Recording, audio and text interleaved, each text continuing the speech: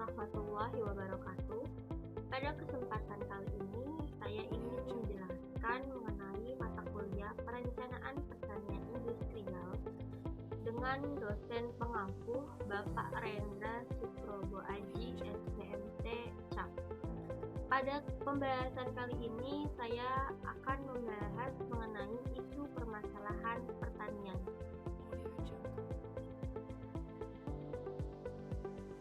Sebelumnya, halo, perkenalkan saya Rahmadila Saputri, mahasiswa jurusan Perencanaan Wilayah dan Kota, Fakultas Teknik Universitas Jember. Pada pembahasan kali ini, saya menggunakan jurnal literatur rujukan yang berjudul Dampak Konversi Lahan Pertanian Terhadap Kesejahteraan Petani dan Perkembangan Wilayah, Studi Kasus di Daerah Bandung Utara.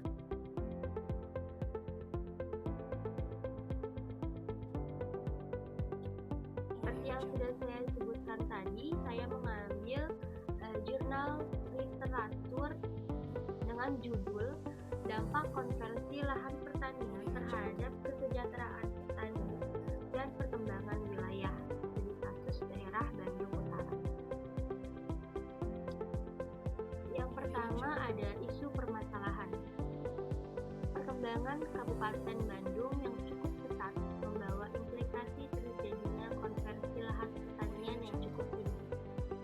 Dalam kurun waktu 10 tahun, pada tahun 1992 sampai dengan tahun 2002, lahan pertanian di Kabupaten Bandung ini berkurang seluas 10% atau 15,280 hektar dari luasan sekitar 146,144 hektar pada tahun 1992 menjadi 130,834 hektar pada tahun 2002.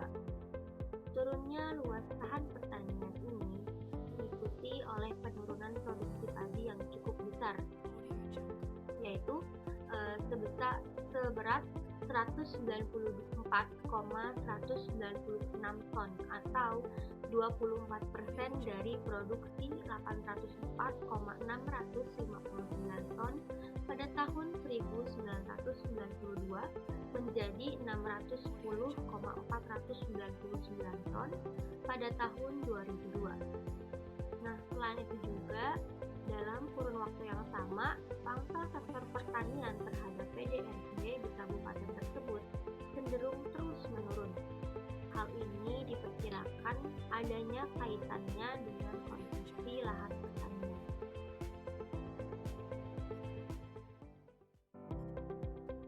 Nah, sebelum membahas lebih lanjut lagi atau lebih dalam lagi, ada baiknya kita tahu apa itu konversi lahan terlebih dahulu. Jadi, menurut Lestari, konversi lahan itu adalah perubahan fungsi sebagian atau seluruh kawasan lahan dari fungsi semula menjadi fungsi lain yang menjadi dampak negatif atau masalah terhadap lingkungan dan potensi lahan itu sendiri. Kemudian, next, pada ruang lingkup wilayahnya, studi kasus ini terdapat atau terjadi di Kecamatan Lembang atau Parongpong, kawasan Bandung Utara, yang merupakan sentra produksi pertanian potensial di Kabupaten Bandung, yang mana mengalami konversi lahan pertanian yang cukup besar. Diperkirakan akan berdampak terhadap perubahan kesejahteraan petani di sana. Next. Di sini terdapat kerangka pemikiran yang akan saya jelaskan, yaitu penduduk Kabupaten Bandung dari tahun ke tahun ini mengalami peningkatan yang cukup tinggi, yang mana peningkatan ini berasal dari dua sumber, yaitu sumber perkembangan penduduk lokal dan sumber dari penduduk imigrasi yang masuk. Lahan pertanian merupakan salah satu alat pemuas kebutuhan manusia, sehingga peningkatan jumlah penduduk akan meningkatkan permintaan lahan. Ada dua jenis permintaan yang mempengaruhi permintaan lahan, yaitu direct demand atau permintaan langsung dan direct demand atau pendorong permintaan. Nah, dalam direct demand ini, lahan berfungsi sebagai barang konsumsi dan secara langsung memberikan utilitas. Kemudian melalui direct demand ini, peningkatan jumlah penduduk akan terus meningkatkan permintaan barang dan jasa sebagai alat pemuas kebutuhan. Untuk memproduksi barang dan jasa tersebut diperlukannya lahan sebagai faktor produksi. Nah, dalam hal ini juga lahan tidak hanya memberikan utilitas secara langsung, tetapi utilitasnya diperoleh dari konsumsi barang dan jasa. Ketika permintaan lahan mengalami peningkatan, padahal ketersediaannya semakin terbatas, yang sering dilakukan masyarakat adalah merubah penggunaan lahan dari satu pengguna ke penggunaan lainnya. Perubahan lahan ini bersifat dinamis dan perubahannya cenderung mengarah kepada penggunaan lahan yang memberikan land rent atau surplus tanah yang lebih tinggi. Kenyataan yang terjadi di Kabupaten Bandung ini bahwa lahan yang paling banyak mengalami perubahan penggunaan adalah lahan pertanian yang menjadi lahan non-pertanian. Sebenarnya mungkin perubahan tersebut secara agregat akan meningkatkan pendapatan atau output pada wilayah Kabupaten Bandung. Namun dengan demikian, apakah peningkatan output tersebut tersebar secara merata? Nah, apabila kenaikan output tersebut tersebar secara merata, termasuk para petani yang terkonversi lahannya, maka perubahan penggunaan lahan diduga akan meningkatkan kesejahteraan masyarakat. Namun, apabila konversi lahan pertanian tidak disertai dengan transformasi pekerjaan petani, maka kenaikan output wilayah tidak disertai dengan pemerataan yang baik dan kurang berjalannya transformasi pekerjaan petani ini, maka konversi lahan pertanian diduga akan menurunkan kesejahteraan petani. Oke, next. Setelah kita memahami kerangka berpikir yang sudah saya jelaskan tadi, di sini ada faktor-faktor yang mempengaruhi konversi lahan pertanian. Ada apa aja sih faktornya? Yuk kita next. Faktor yang pertama yaitu ada kepadatan penduduk. Semakin tinggi kepadatan penduduk suatu desa, ternyata luas lahan pertanian yang terkonversi semakin kecil. Hal ini terjadi karena pada desa yang penduduknya sudah padat, arus konversi lahannya sudah relatif jenuh karena sudah terjadi pada periode sebelumnya. Namun, semakin tinggi kepadatan petani pemilik pada suatu desa, secara nyata akan mengurangi konversi lahan. Dan sebaliknya, semakin tinggi kepadatan petani non-pemilik, secara nyata akan meningkatkan konversi pertanian. Begitu juga semakin meningkatnya kepadatan petani non-pemilik akan meningkatkan konversi lahan pertanian.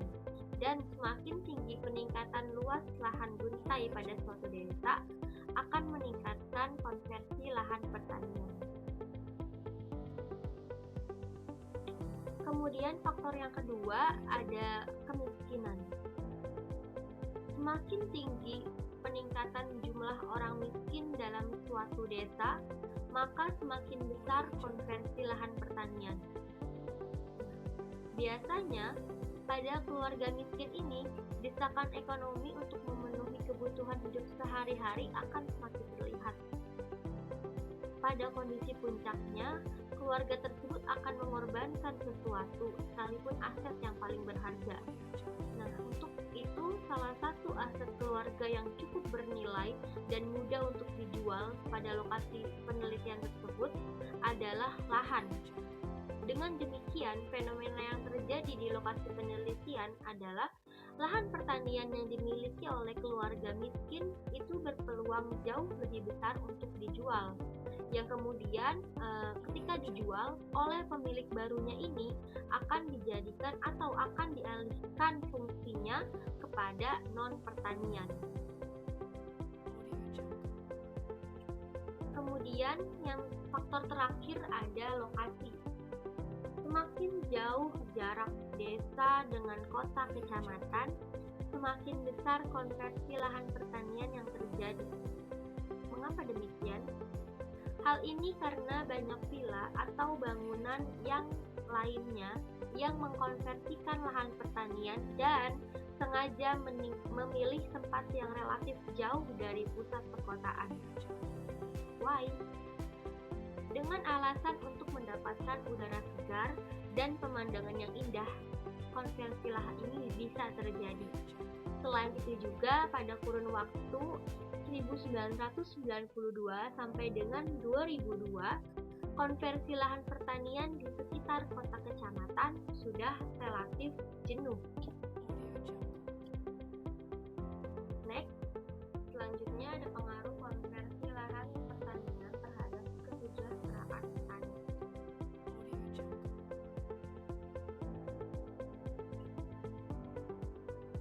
Semakin tinggi persentase luas lahan pertanian yang terkonversi, secara nyata berpengaruh meningkatkan peluang penurunan kesejahteraan petani.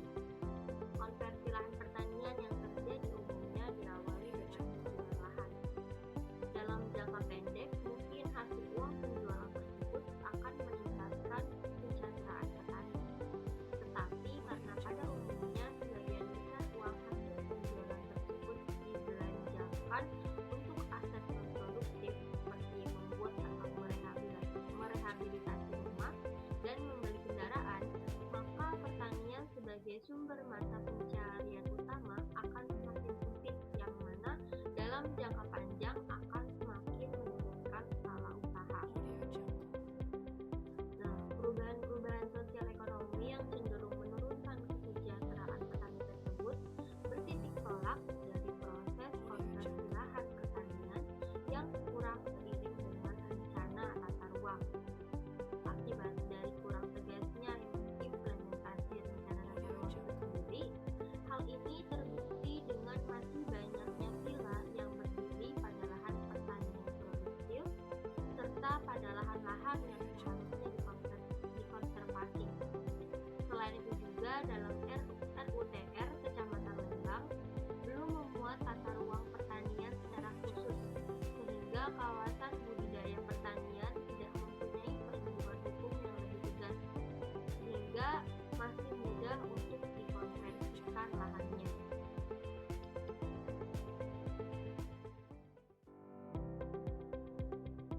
Kemudian setelah kita mengetahui dampak-dampaknya dan permasalahan-permasalahan pertanian yang sebelumnya sudah saya jelaskan, di sini ada saran kebijakan ke depannya yang perlu diperhatikan. Di antaranya yaitu yang pertama, perlu adanya pembatasan terhadap jumlah lahan guntai dengan harapan agar dapat mengurangi penurunan petani pemilik hingga menurunkan peluang terjadinya konversi lahan pertanian. Yang kedua, perlu adanya peningkatan upaya produktivitas lahan pertanian, baik melalui pemacu teknologi serta melalui instrumen pajak. Pengurangan nilai pajak bagi lahan pertanian produktif akan mengurangi biaya produktif pertanian, yang mana sekaligus merupakan bentuk insentif untuk mempertahankan lahan pertaniannya. Nah, dari upaya tersebut untuk meningkatkan kesejahteraan petani dan mengurangi kesenjangan struktur ekonomi, maka lahan pertanian dengan non pertanian itu agar mengurangi laju konversi lahan pertanian. Dan yang ketiga, perlu adanya ketegasan dalam penerapan aturan untuk mempertahankan eksistensi hutan lindung kawasan konservasi. Oke, terima kasih.